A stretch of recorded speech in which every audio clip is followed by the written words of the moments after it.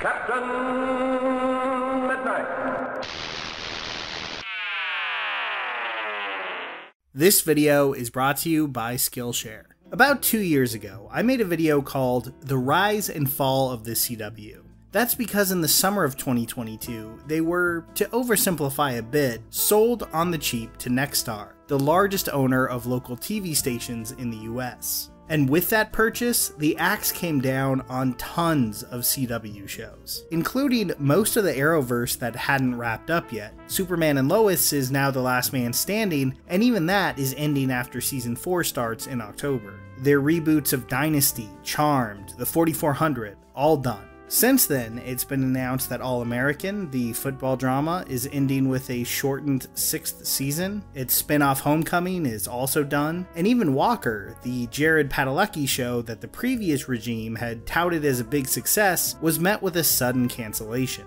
The new management at the CW was not shy at all about how they wanted to change the brand of the entire network. So here we are a few years later. What does that look like? Well, the changes have been pretty huge, and at least I think pretty interesting. Also unique, as the CW, detached from a corporate master with a streaming service, is now the only network really prioritizing the linear TV broadcast model.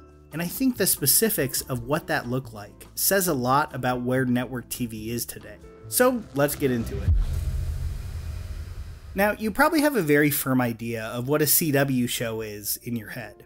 Maybe you're thinking of something a little more action or genre oriented, like the Arrowverse stuff, The 100, or the originals. Maybe it's more old school teen soaps in the lineage of the WB before it. Gossip Girl, All-American, the 90210 reboot. There's a few flavors of CW, but they tend to have a few things in common. Mostly that they were YA shows targeting a teen and young adult audience, and the stars were generally a very specific type of LA, Canadian, or Australian model/actor. Love the CW or hate them, they definitely had a very defined brand. And though it's incredibly easy to point and laugh at their low broadcast ratings in the mid to late 2010s, you have to keep in mind that their strategy at the time was to be kind of a TV network in name only. Young people, their target demographic, were fleeing broadcast television in droves, and the CW's bread and butter became selling off their fairly inexpensive shows to the streamers for a tidy sum. Something that worked really well for a time and led to shows like Riverdale being big Netflix hits. That model eventually became less attractive to their corporate overlords, and the CW was basically given to Nexstar. Now, I'm sorry if this trip down corporate memory lane may seem a little boring, but I needed to set up all of that to get across the fact that the new owners of the CW have the exact opposite priorities of the old ones. They're not looking for a young audience, because young people aren't the ones still watching network TV. The most important component of the new CW? Well, that's easy. Sports. And I mean it. They are all in on sports. American college football, NASCAR, WWE, and NFL commentary. You name it, the CW is trying to lock it down.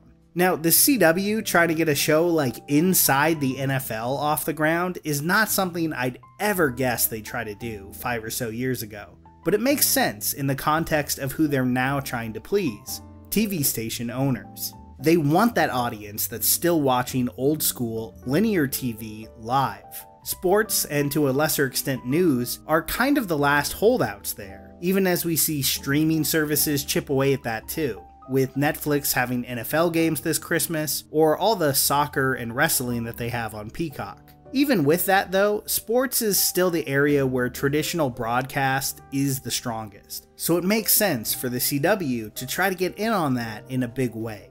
The home of the Vampire Diaries is now aiming to be more known for Live Golf. Now that's very strange, but probably wouldn't have been enough for me to want to make this video on its own. What I really care about is scripted television. Now the CW has scrapped most of theirs. Does that mean that they're out of the scripted game? No, actually, and I think that's where things get pretty interesting. So there's been a few bosses over at the CW giving a lot of interviews about their new strategy, and the word that keeps coming up over and over again when it comes to programming is Moneyball. Is losing fun? No. What are you having fun for? Basically, the movie, book, true story just boils down to identifying undervalued prospects and building the best team possible for the least amount of money.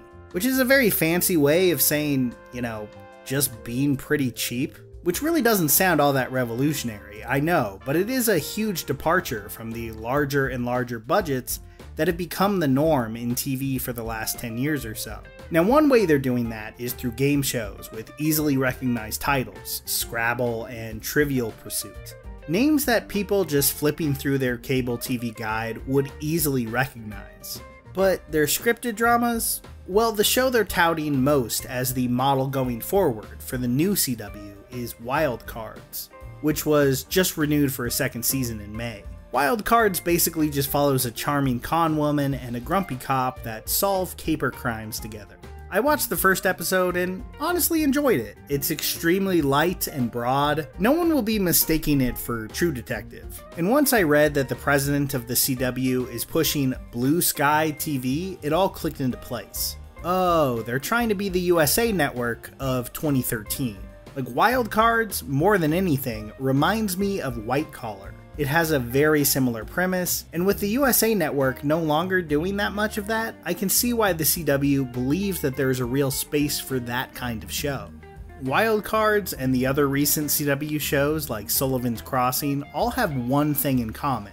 They're low-budget Canadian shows. Now, imported Canadian shows on the CW are nothing new. They used to acquire shows on the cheap to air in the spring or summer all the time. Stuff like the underrated soap The LA Complex, or the fantasy drama The Outpost. And then of course, everything from Supernatural to The Flash was shot in Canada. So the CW and Canadian TV have always had a close relationship, even going back to the WB days. What makes these new shows different is that they're co-productions. Basically, they split the bill with a Canadian channel like CTV, who also gets to air the show. These kind of deals have always been around. For a really high-profile recent example, look at Disney Plus and BBC with Doctor Who. Or HBO a few years ago with another BBC co-production, His Dark Materials. The difference here, as far as I can tell, is that these co-productions seem to be only, or nearly the only kind of scripted shows that the CW is looking for, period.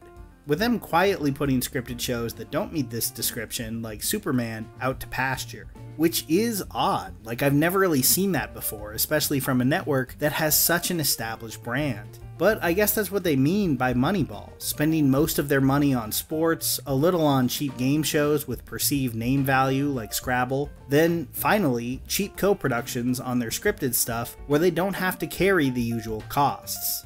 It's a weird concept for me to adjust to, but it seems to be the first of the networks really acknowledging that they completely have to overhaul the way they do business. So why did I call the CW a zombie in the thumbnail of this video? Like, I'm guessing the video is probably not as negative as you expected when you clicked on it. Honestly, a lot of these moves do make sense to me. I mean, don't get me wrong, I personally would always prefer new scripted shows over game shows or NASCAR any day. I love this stuff, even when it's simple USA Network style shows. Still, even as I'm not personally a fan of some of these moves, I can't deny that there's a logic to them. So why do I still think they're a zombie? While these changes may make sense in terms of making the linear broadcast model profitable for a time, I think it's pretty clear to everyone that they're ultimately just plugging the holes of an already sinking ship. And I, more than most people my age honestly, really love old school network TV. There's been so many of these network shows that mean a lot to me. So I really hope they can stick around in some form and improve their current output. But there's just no getting around the fact that it's been a steady decline for a long time now. And now with sports getting chipped away at by the Peacocks and Netflixes of the world, I really wonder how long that cornerstone of this strategy will even work. I've talked time and time again about how I think outside of Netflix and maybe one or two others, most of these big streamers are in a very bad situation too. Hollywood is just in a huge state of flux, and it's hard to say what any of this will look like in a decade. But I care about scripted television. I just do. More than I probably should, honestly. And I hope that it finds a way to survive and thrive wherever it lives on, and that everything doesn't just become pricey 8-episode seasons. Some of those are great, but they also lose a lot of what I enjoy about television. So I know a lot of people will always have the knives out for the CW, mocking the Arrowverse or Riverdale or whatever. It isn't hard to do, and it's often deserved. But I don't know. I hope Wildcard Season 2 is good. I hope enjoyable, low-budget scripted TV continues to exist somewhere, and I hope the CW can continue to facilitate that in whatever small way they can. Now, in the meantime, I should probably stop being so damn American-centric and check out more South Korean or Australian live-action shows. If you have any recommendations for live-action stuff you'd think I'd enjoy outside of the US, Canada, and the UK, leave them down in the comments, please. This state of American network TV is just bumming me out. You know, say what you will about the CW's changes, but it's really never too late to try something new. So why not try to do just that this summer? I know a lot of the people who follow me are really artistic and creative, active in fandoms, and looking for a way to express that, and maybe even create a business from it. Which is why I'd like to recommend building an Etsy shop that sells strategies for e-commerce success on Skillshare. It's a great way to learn the ins and outs of creating a successful e-commerce business within an online marketplace. Of course, that's just the tip of the iceberg of what you'll find on Skillshare. Skillshare is an online learning community with thousands of classes to explore and learn from. It is the place to go for creatives because it has so many topics ranging from illustration, graphic design, photography, music, marketing, productivity, and so much more. It's a way to learn and explore at your pace and on your own schedule. Plus, the first 500 people to use my link in the description will get a 1-month free trial of Skillshare. You can also find that link down in the pinned comment below. Here's a special tip for the fellas and girls who have not already joined Captain Midnight's new 1940 Flight Patrol.